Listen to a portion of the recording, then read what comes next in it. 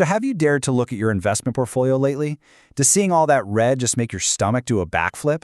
You know, the news is constantly buzzing with talk of crashes and recessions, and honestly, it's really easy to feel that sense of panic. But what if I told you that these exact moments of fear have throughout history been some of the greatest opportunities to build real wealth? It's true. History shows us that the moments of maximum fear are often the moments of maximum opportunity. Let's break down how. Right, so there it is. Your screen is just a sea of red, and every single headline seems to be confirming your absolute worst fears.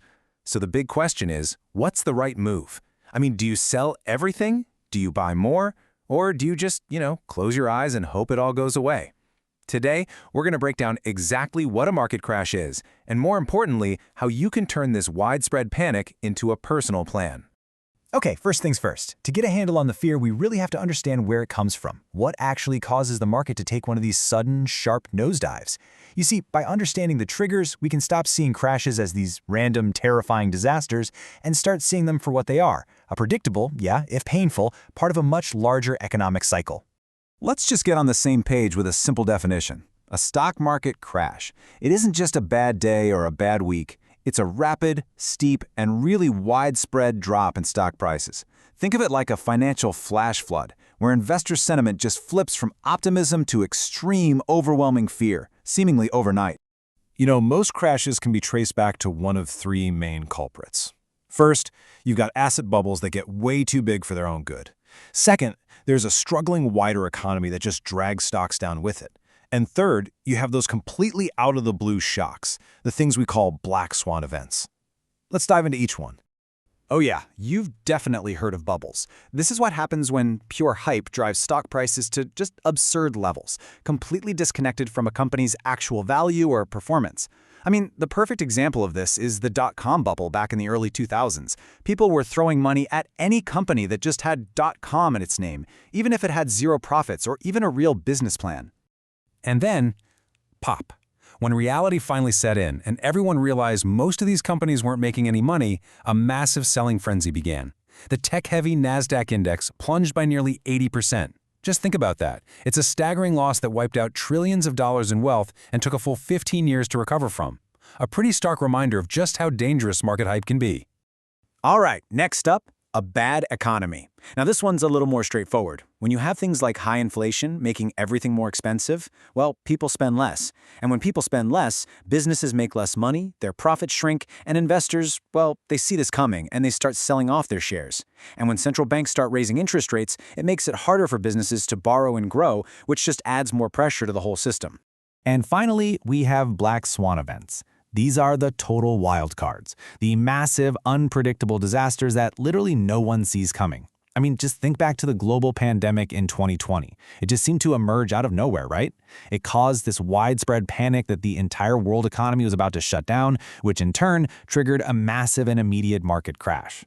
So we know what causes crashes, but that leads to the really important question. Are these terrifying events just a normal part of investing? Or is each one a sign that, this time it's different? Well, when we actually look at the data, the answer is surprisingly clear.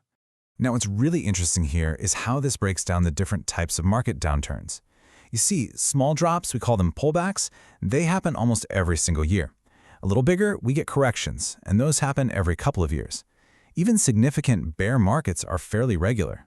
So the key takeaway is that while those massive headline-grabbing crashes are rare, downturns in general are a constant, normal, and expected feature of the market.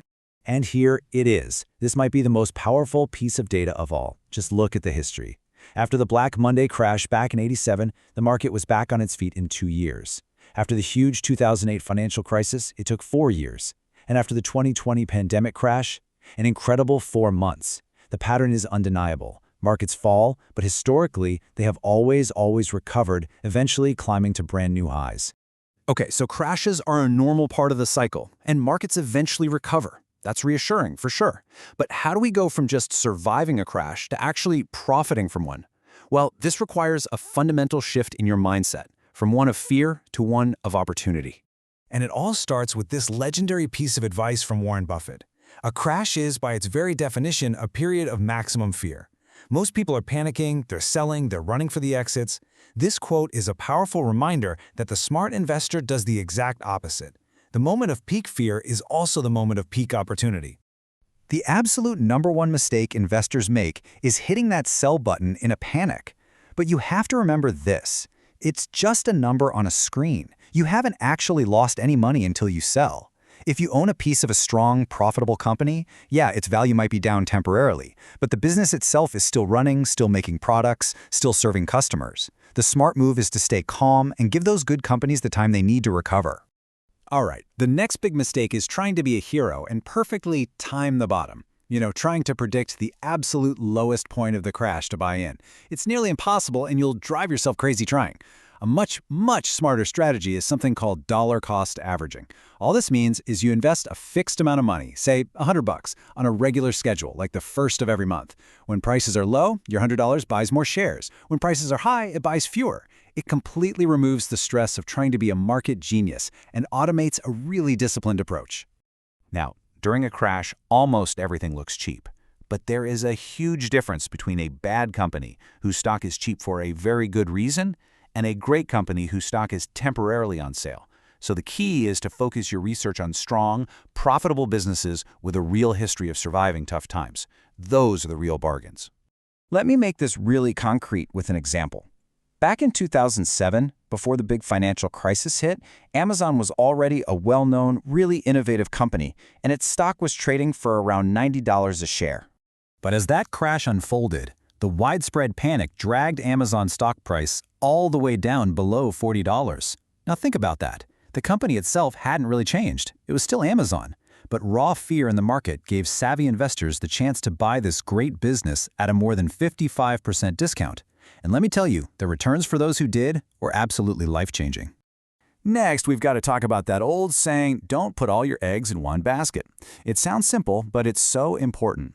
If all your money is tied up in a single stock or a single industry, a downturn in that one specific area can be completely devastating to you. The smart action is to diversify. A diversified portfolio might look something like this. You spread your investments across different areas of the economy. Things like technology, healthcare, consumer goods, you name it. That way, if one area is having a tough time, its weakness can be offset by strength in another area, making your overall portfolio much, much more resilient during a panic. And finally, you have to resist the herd mentality. When panic sets in, the noise from the crowd, it can be absolutely deafening, and it is so tempting to just follow them right off the cliff. The smart action is to tune it all out and do your own homework. Truly understand the businesses you own. As Buffett always says, never invest in a business you can't understand. Your conviction has to come from your own research, not from the noise of the crowd.